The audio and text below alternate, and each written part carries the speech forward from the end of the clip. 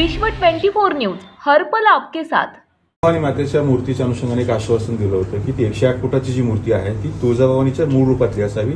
नेमकं आता त्याचं स्वरूप आणि त्या संदर्भात मी 17 तारखेला बैठक लावलेली आहे मंत्रालयामध्ये सकाळी 10 वाजता। कारण मला जे प्रेझेंटेशन जिल्हाधिकाऱ्यांच्या माध्यमातून दाखवण्यात आलं होतं त्यावेळेस अष्टभुजा होती आणि मी जिल्हाधिकाऱ्यांना सांगितलं की लहानपणापासून मी तुळजाभवानी मातेला छत्रपती शिवाजी महाराजांना तलवार अर्पण करतानाचा जो फोटो बघतोय ते द्विभुजा असलेली आहे। त्यामुळे माझ्या लहानपणापासून मी जे बघत आलेलो आहे तेच माझ्या डोक्यामध्ये आजही आहे। त्यामुळे द्विभुजा आणि अष्टभुजा कशा प्रकारे ती मूर्ती असावी, भले ती 100 फुटाची असू द्या 108 फुटाची असू द्या, परंतु सर्वसामान्य जो तुळजाभवानीचा निस्सीम भक्त आहे, छत्रपती शिवाजी महाराजांचा भक्त आहे आणि अशा वेळेस कुठल्याही एखाद्या व्यक्तीने जर सांगितलं की अशा प्रकारची मूर्ती असावी तसं असता कामा नये। कारण शेवटी आमच्या भावना आहेत, आमच्या भावनाला कुठेही छेद येता कामा नये।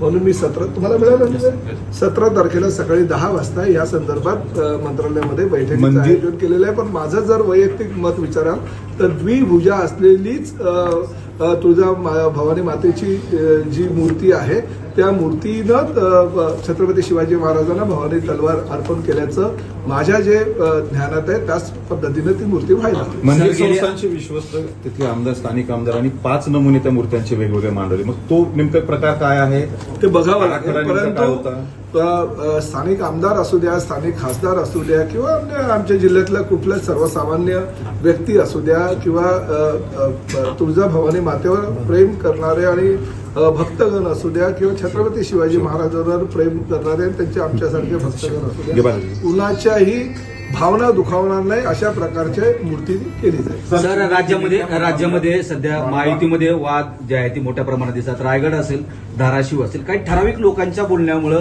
हे वाद होत आहेत।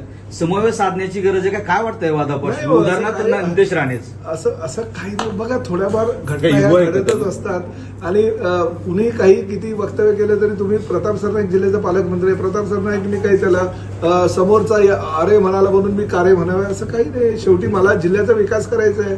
मी या ठिकाणी स्पष्टपणे सांगितलं की मी राजकारण करायला आलो नाही। 2 व्यक्तीच्या राजकारणामुळे जर जिल्ह्याचा बदनाम होत असेल, जिल्ह्याचा विकास खुंटत असेल तर प्रताप सरनाईक सक्षम आहे। प्रताप सरनाईक जिल्ह्याचा विकास पूर्णपणे घेऊन जाईल आणि त्यासाठी मुख्यमंत्री आणि दोन्ही उपमुख्यमंत्री माझ्यासोबत यायची मला खात्री आहे। बाहेरून येऊन अशी वक्तव्य कुठेतरी अडलंय ते आता म्हणून त्या वक्तव्यानंतर काय झालं हे तुम्ही बघताय। भाजपच्याच कार्यकर्त्याला कामं द्या असं सुद्धा नितेश राणे नाही। बघा, प्रत्येक पक्षाच्या कार्यकर्त्याला न्याय मिळाला पाहिजे आणि जिल्ह्याचा जो निधी वितरण आहे कुठल्या कार्यकर्त्यांसाठी नसतो, तो सर्वसामान्य जनतेसाठी होता। ठीक आहे, कुणी काम करावं हा नंतरचा प्रश्न आहे, परंतु शेवटी महायुतीचं सरकार आहे।